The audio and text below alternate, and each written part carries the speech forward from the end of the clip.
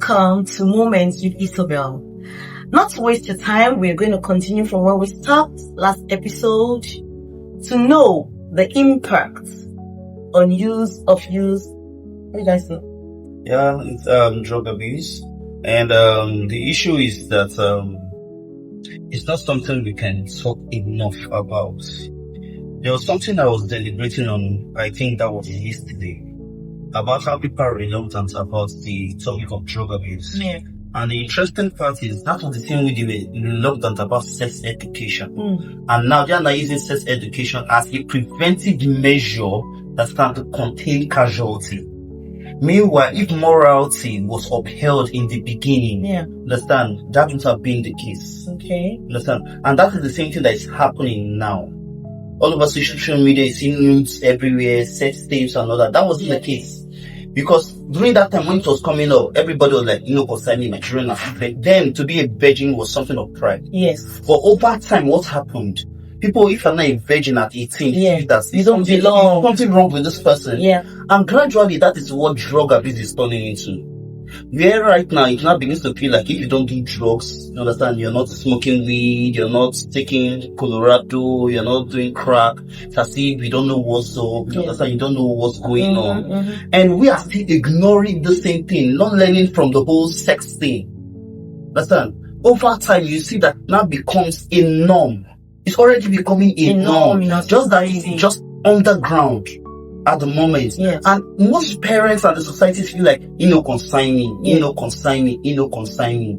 Forgetting that the children you get to raise, you have to deal with the trend of the society. And what the society accepts as okay and acceptable is what your children will have to struggle to also accept and abide with. Yes. So that is just it. Now back to my story. Okay. At the point where I got addicted, I don't think I actually knew I was addicted yet.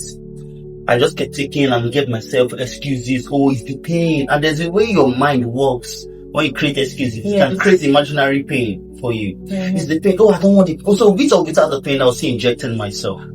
Now, funny enough, it was during youth service I noticed that I was no longer feeling the pain. And at this point in time, I was already losing weight. I've sold almost everything I had. Understand? And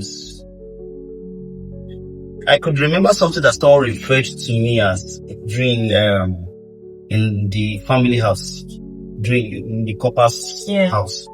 Young ladies, couples, everybody's looking for who to pair up with its potential spouse and all that. And being cheerful person there was this particular person I was always playing with, and the girls in the house, in the couple's house, went to meet that girl, and I'm like, I'm gonna leave that on a bad market. It's so you understand how it feels. The stigma has already started. Understand? So at some point I noticed the pain was no longer there, and yet I was still taking it. So I was like, okay, what is wrong? I need to stop this because I don't like what is happening to me. I don't like what I'm turning into. Alawi comes in and within 3 days it's finished. And I have to start begging my fellow coppers. Understand? And sometimes I'll have to roam around the estate when I become so desperate, and I'll carry empty inhaler and be telling people that I'm asthmatic. You need help. I need help. Just for money. Just to get money. I need like get that calculation. If I get small for here, get small for here, I've got that straight up. And so it became a circle of depression. And one thing about that circle is, if it's just in one particular place, it would have been good. The circle spirals down. It spirals down and down and down. So at some point I came back from youth service and I was still trying to, that was when, I could remember when I was in youth service and I had to call my godmom back then that I needed financial help and all that. And she was like, other people go to youth service. Yours is becoming different. Yes, understand. And you're asking for money in youth service. Maybe you have become a cheerful giver. She didn't really know what was going on. And this is a woman I can't hide anything from. She basically raised me as a boy. So she was the first person I confided in that I had this challenge. Because I trusted that she was not going to judge me. Okay. Because she's this person that groomed me with it. There's something she raised me up with. She would say, Abraham, never disappoint God or the few people that believes in you. So at that point I knew I had a problem. And the only person I know I could talk to was her. So one day I met her. So when I came back from it, I said, you don't lose weight, you know. So people thought maybe it was the stress of youth service. They didn't know it was the depreciation of the drugs I was addicted to. So when I told her about it, she broke down. That was the first time that woman ever cried. That I know of. She's always a cheerful person and everything. And she cried because of you. Like, when she went home, the shock, when she got home, she broke down. Understand? She broke down, and the husband had to start consoling her. Like, it's not like this boy is dead. He's not dead yet. Because it can still be done. Understand? Because the truth is, she had high hopes for me. And at this point we were talking, the husband was already helping me to show me how to prepare my CV so that she can help me, because the husband works in a big oil company. Understand? So and since what I studied was geology, so the oil company. So that how to arrange professional CV so that I can see how you can also help me out and all. Only for this to come to see in such a state. You get. So it was more like it broke her down, and that actually broke me down. But it's like I broke the motto that I was raised with: never disappoint God and the few people that believe in me. So that was where my first suicidal attempts started going. So after that period, she ran around, she tried to see how she can raise help for me, sent me to rehab the first time. But the thing is, I didn't really know what I was dealing with. I thought it was just the wounds. Because I was so convinced that I will never do this again. I can't I can't hurt this woman like this.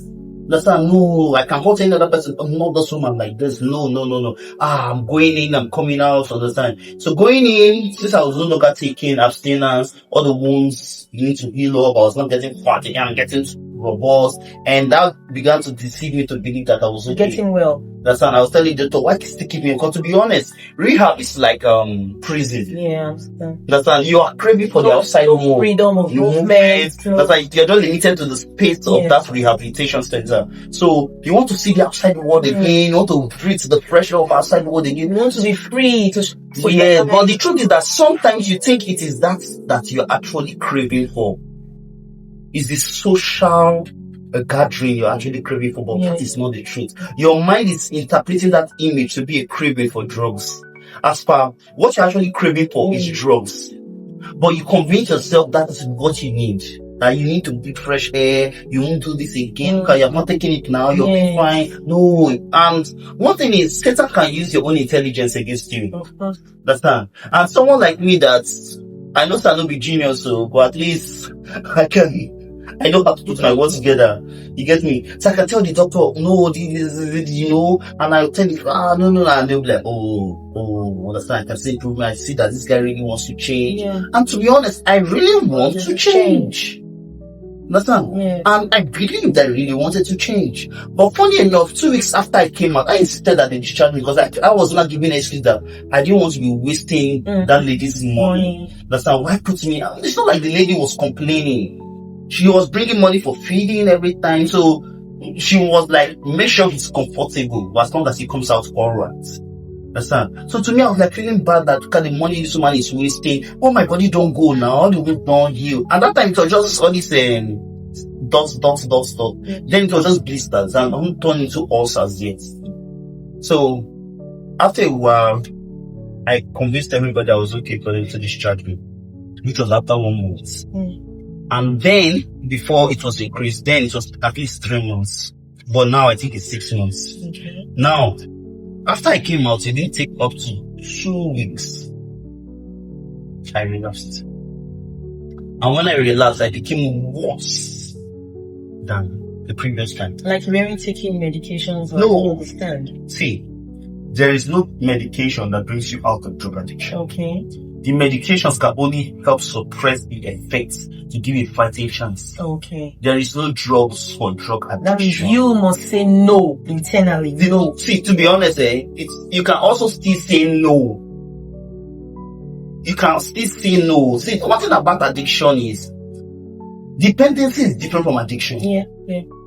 Understand? Mm-hmm. Dependency, your choices are limited.